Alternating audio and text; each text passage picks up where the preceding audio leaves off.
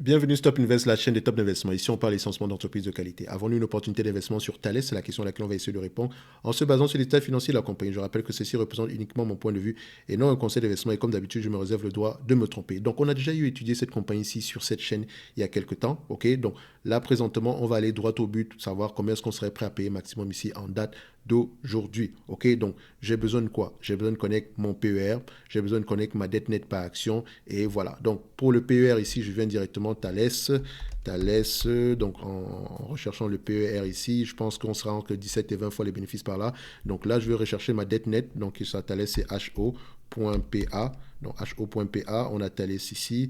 Et j'attends juste que ça charge et je vais aller voir au niveau des financials, qu'est-ce qu'on me propose ici en termes de dette nette. Donc je vérifie toujours la période, d'accord. Donc une fois que c'est fait, balance sheet, décembre 2021, donc je constate ici qu'on a une période ici en retard parce que l'entreprise, est-ce qu'elle a déjà publié ses rapports financiers de 2023? On n'a pas encore l'information par rapport au rapport financier de 2023. Quand est-ce qu'elle va les publier? On regarde jusqu'ici.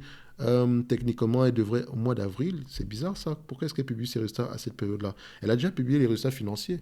Donc ça n'a pas encore été ajusté ici. Donc semble-t-il que les deux ont le même opérateur. Mais ça ne dérange pas à la fin de la journée. Donc on va essayer de faire quand même des prévisions avec ça. Donc est-ce qu'en termes de bénéfices nets par action ici, est-ce que les analystes ont tendance à avoir raison ici? 2 tiers du temps, ils ont raison. La pandémie étant passée par là, ça peut à peu près quoi. Et donc on peut se dire ici que le fait que les analystes attendent à peu près à du 9,45 € ici en 2025, c'est voilà, c'est possible. Ok, donc cette évaluation-ci sera peut-être un peu plus optimiste que celle qu'on avait précédemment parce que je vous donnerai l'évaluation par rapport à 2023 et par rapport à 2025 ici. Ok, donc en termes de bon, la dette nette ici au mois de la dernière période qu'on avait, c'était au mois de juin ici, on avait une dette nette aux alentours de 5 milliards 351. Semble-t-il que Coifin a déjà ajusté ces informations ici. Donc Coifin, on a à peu près combien? 173,70 en termes de dette nette. C'est bizarre. Attendez, 173,70. Attendez, pourquoi ici on a une dette nette? Est-ce que c'est le même Thales? Ah non, ça c'est total dette que j'ai pris. Ok, donc ils ont du cash net. Ok, si on a du cash net ici, c'est parfait, on va prendre ça. Est-ce que c'est ici? Voilà, c'était également la même chose ici. Donc on va même pas mentionner la dette nette ici. Donc ce qui veut dire qu'on va aller directement au PER. Avant d'aller au PER, déjà, vous constatez que c'est une compagnie ici qui a été affectée par la pandémie un tout petit peu, légèrement, mais elle n'a pas perdu d'argent. Les marges continuent à rester à peu près stables. Marge brute augmente. Les net income ici, est-ce que les net income et les free cash flow racontent la même chose, parlent le même langage? Donc, on prend les free cash flow et les net income, je les mets sur le même graphique. Voilà. Et boum. Ok, parfois on me demande, mais Thierry, tu parles trop vite, etc. Je vais vous dire pourquoi je parle vite, parce que je ne peux pas dire tout ce que j'ai à dire présentement ici. Il faut que je le fasse le plus rapidement possible, genre en moins de 10 minutes. Et vous remarquez que même ça, mes vidéos sont souvent assez longues parce que j'essaie de donner le maximum d'informations possible. Mais si je devais m'arrêter, dire qu'ok, les free cash flow et les net income ont tendance à aller dans le même sens. C'est correct. Donc vous savez que voilà, ça va prendre du temps. On va droit au but et vous pouvez toujours ralentir la vidéo en 0,75 point barre. Ok, donc excusez-moi vraiment si je parle vite, mais il faut vraiment que je donne le maximum d'informations possible. Ok, donc maintenant, on y va. Une fois que c'est fait ici, on va directement au niveau de l'évaluation. Ok, est-ce qu'on a le PER ici, donc le price to earning généralement ici qu'on va payer que le marché paye généralement, enfin les opérateurs de marché payent combien en général pour cette compagnie ici. Comme je l'ai dit, ça va osciller entre 15 et 17 fois les bénéfices par là. Ici, 20 fois les bénéfices. Oh, ok, sur les 20 dernières années, on a à peu près 20 fois les bénéfices. Sur les 10 dernières années, on a à peu près 21 fois les bénéfices. Sur les 5 dernières années, on a à peu près 23 fois les bénéfices. Ok, donc ici, on constate qu'on est à combien? Là, c'est 15, ok. D'accord, je vais essayer de voir 11 dernières années, 17 fois les bénéfices. Ok, on va prendre 20 fois les bénéfices maximum. D'accord, ça ne me dérange pas. De toute façon, c'est une société qualitative. Ok, on a tous les éléments nécessaires pour effectuer l'évaluation de la compagnie ici. Je rappelle que pour ceux qui veulent aller plus loin, on a le service Top Premium où vous pouvez avoir accès à une demande d'analyse fondamentale ou quantitative comme celle qu'on est en train de faire présentement ici. Donc vous pouvez nous demander d'analyser n'importe quelle entreprise et avoir la certitude que ça va être fait. En supplément de ça, vous recevez 2 notes d'analyse sur les entreprises qui sont sous-évaluées. D'accord, si vous ne savez pas à quoi ressemble une note d'analyse, regardez les vidéos sur Johnson Johnson ou bien la dernière qu'on a fait ici. Je ne me rappelle même pas de la compagnie qu'on a étudiée dernièrement ici. Je pense, voilà, c'était Home Depot. Ok, donc à peu près voir, c'est une lecture des rapports financiers, l'écoute des conférences call. Voilà, ça nous donne à peu près une idée générale ici de comment est-ce que pourrait se comporter l'entreprise ici au-delà des chiffres. Ok, donc ici également, vous allez recevoir au courant du mois d'avril une formation à savoir comment est-ce que vous pouvez analyser une compagnie bancaire. d'accord? Donc, on va faire des formations thématiques dans le sens où on va analyser comment est-ce qu'on analyse une compagnie dans le segment des matériaux, dans le segment ici de la santé, dépendamment du santé, médicaments, santé, vendeur comment on appelle ça? Vendeur d'instruments, etc. Donc, vous savez que je n'analyse pas les entreprises de la même façon ici, d'accord? Je sais que chaque entité ici, dépendamment du secteur, il faut regarder d'une certaine façon. Par exemple, dans le secteur le secteur ici de l'énergie, il faut normaliser les résultats. Dans le secteur des mines, d'accord? Donc, tout ce qui concerne ici charbon, tout ce qui concerne ici, enfin, charbon, c'est déjà énergie, tout ce qui concerne ici minerais de fer, acier, cobalt, etc. Il faut normaliser les résultats également. OK? Donc, c'est-à-dire qu'en période actuelle, par exemple, où par exemple BHP Billiton gagne beaucoup d'argent, techniquement, les bénéfices actuels ne sont pas durables. Bref, ici également, vous allez recevoir une formation comme comment lire un rapport financier, pas lire les états financiers. Ça ne parle pas de chiffres. Ça parle de quelles questions on va poser, où est-ce qu'on va aller regarder telle ou telle chose. OK?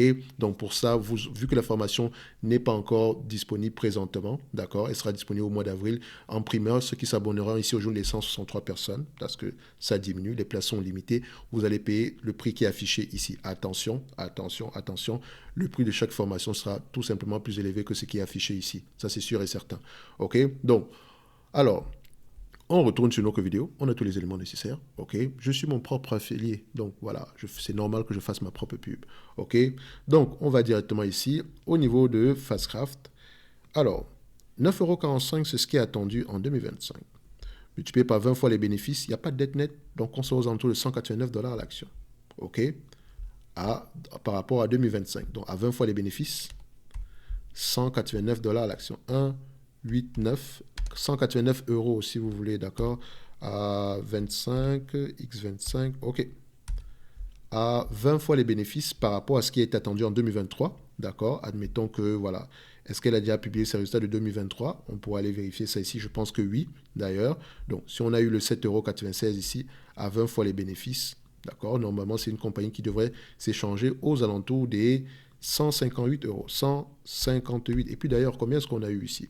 On va aller regarder ça rapidement ici. Et je rappelle que ça, ce sont les bénéfices nets ajustés. Donc, si vous regardez les bénéfices nets ici, il faut encore les ajuster parce qu'ils seront peut-être moins 10 ans ou ils donneront une information plus élevée que ça. Ici, c'est 5 euros, 5 dollars, 5,17 $.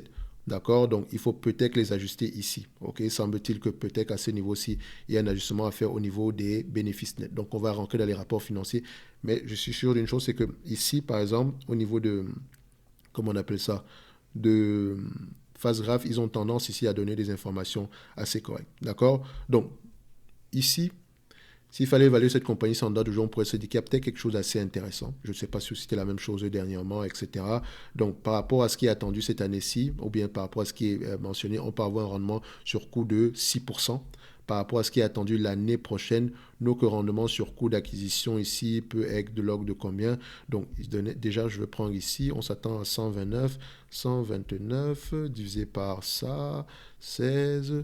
Voilà. Donc, par rapport à 2000, enfin, par forward PE, donc ça dit que ce qu'on devra avoir à la fin de 2023 ici, parce que ici, c'est 2023 ou 2022?